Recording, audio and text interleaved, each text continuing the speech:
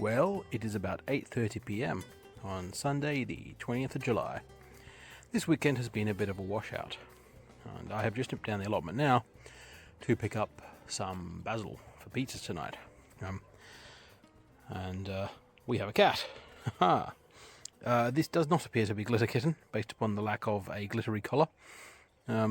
I would have to compare my old pictures to be certain, but this looks like a slightly bigger cat. But also, this is the first time any other cat on the allotment has shown any remote interest in saying hello to me. And it's not even very fidgety. So it's a bit like Glitter Kitten. It's quite busy eating. Quite a hungry little cat. So yeah, anyway. I figured, well, since there's a friendly cat around, the biscuits that I got with the Glitter Kitten in mind need to go to a good home. So this is the good home for now. We shall see. Hopefully this doesn't encourage it to start using the plot as a general toilet. So not much happened this weekend. As I said, it was a washout. So I'm pretty much just nipping down to do some harvesting. That chilli plant is looking really fantastic. But anyway, I'm going to do a little bit of watering because I just noticed that a few things are looking a little sad in the polytunnel, and so are these. But, the chilies in here are mostly looking pretty good, so that's okay. And then if we pop around here into the polytunnel, one thing I just read, I was just thinking about it. We don't have any pollinators really getting in here very well at the moment because of this mesh we've put up. So I have taken a section of the mesh down at that end, at the top. I don't know if you can actually see that, but there's a clear bit at the top on the right hand side, and I'm going to just put this door up half, sort of lay it on its side, so it's just a sort of a ground level door. So we risk getting some birds in here, though that has never been a problem in the polytunnel. Hopefully we get some pollinators in here so we have slightly better results out of our melons, though we are definitely having melons happen. There's definitely it's not a zero melon situation, but I did notice some of our plants didn't seem to be setting fruit, and so that got me thinking about it. But yeah, look at this lush melon plant, but there's not much fruit on it. For example, it's a very big happy plant without a lot of fruit. I'm going to have to wind this up because it's kinking slightly. Anyway, that's probably it for today. I'll probably do a little video of what I managed to harvest, which won't be much. And I don't know what else is going to happen with videos this weekend. This allotment postcard, number 30 it will be. Because, alright, I'm using both my hands. Because I've not got much footage for it. I have just today published a postcard 29, which was last weekend. This weekend, because of all the bad weather, I have been working on an electronics project that's allotment related, and that's using two Mellopero Perpetuo Laura. I'll say that again. Mellopero Perpetuo Laura boards, and LoRa is low radiation, so it's low strength signal communications. And the plan for that is to have a node or two at the allotment here, which can hopefully transmit all the way to home. So I've been working on some code for that, and just checked it up into GitHub. I have just noticed we do have some of these very late planted wizened potatoes putting up shoots. So maybe we'll get some little salad potatoes or something out of that. We'll see. Anyway, I'll get back to my harvesting, and a little bit of watering. And it is the season of the mega zucchinis.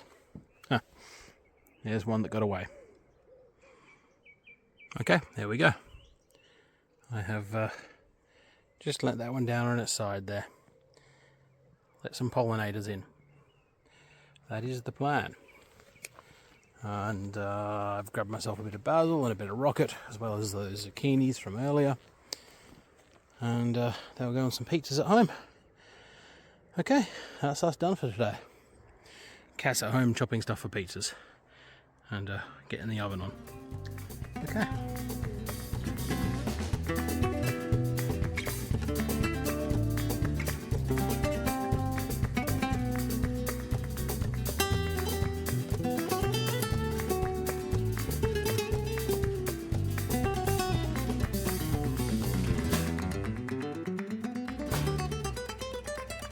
Well, I'm a bit pissed off. Now, that is all the umeboshi. Sorry, they're not umeboshi yet. They were going to be umeboshi. They're ume. Not looking the best. They've been beaten up. I've actually gathered these off the ground. So just a few days ago, I looked at the ume tree and it was still covered in fruit. And we popped down here at lunchtime today thinking we better harvest those fruit. There isn't a single one left on the tree. Not one. They have all vanished in the space of about 3 days. There were a bunch on the ground, which I just showed you. There's a couple more here that have been gnawed on by something. But yeah, that's it. No ume for us. So next year we're definitely going to have to harvest them earlier, which is fine for making the umeboshi. You can actually do it with semi-ripe ones, or protect them. God, I'm not happy. I'm really not happy about that. I was looking forward to doing it. We're going to salt them and prep them and make umeboshi, one of Kat's favourite snacks, in a rice ball.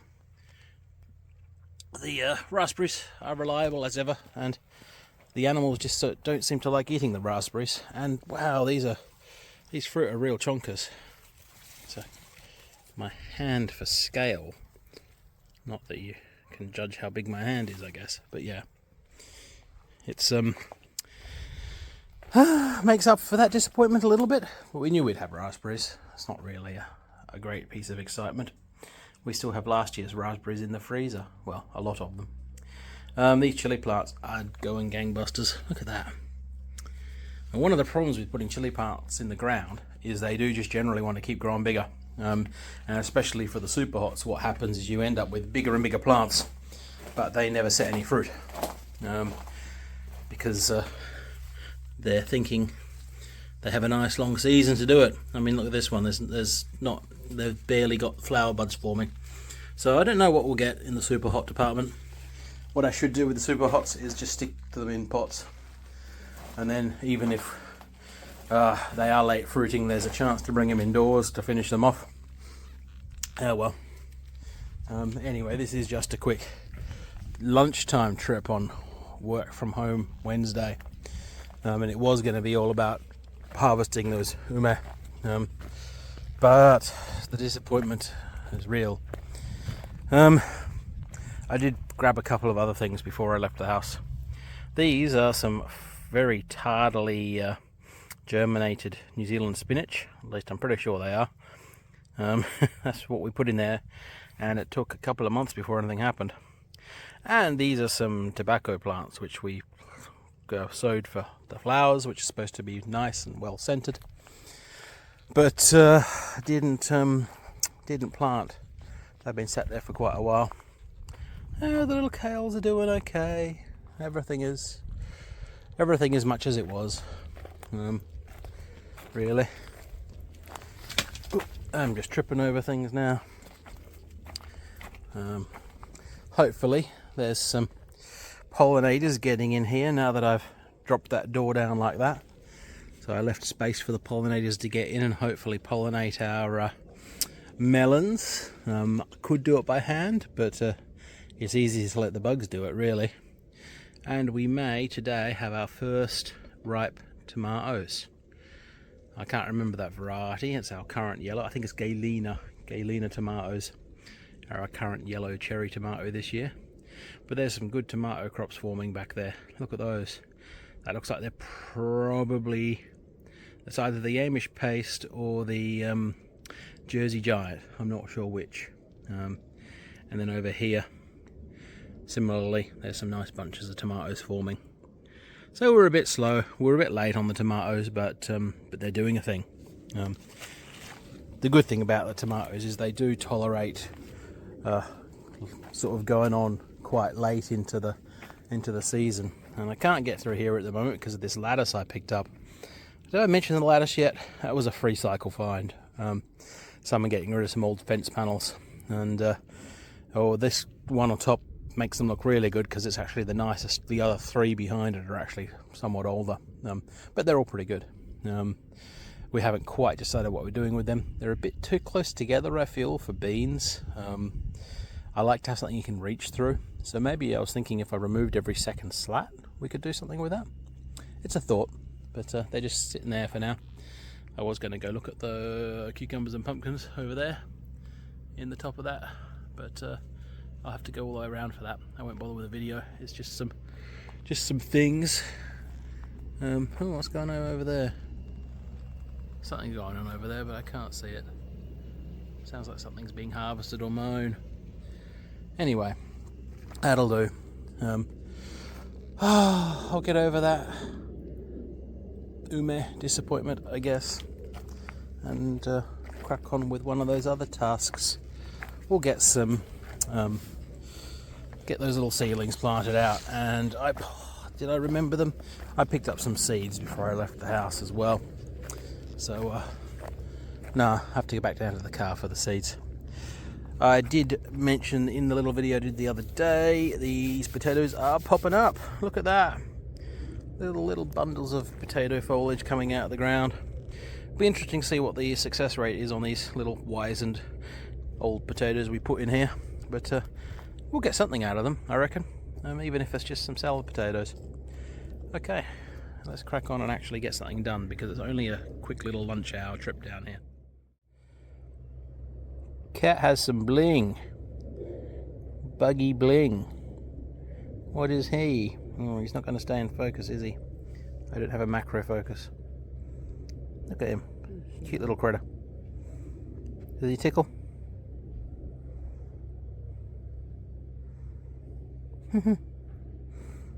Fun times. And there's a little Wednesday lunchtime harvest. Just a few fruit there. They smell pretty good from here. And of course, zucchinis are happening. Okay, well, that's the lunch break over. Gotta go back to work now.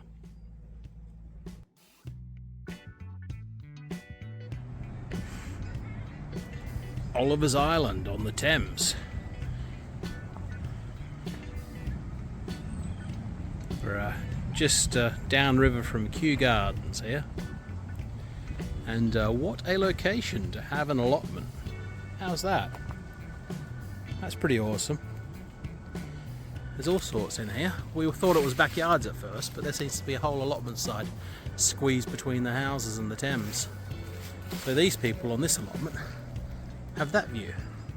I've read a few books about it. Fictional, but nice fiction. About history, really. Hi. Stand up.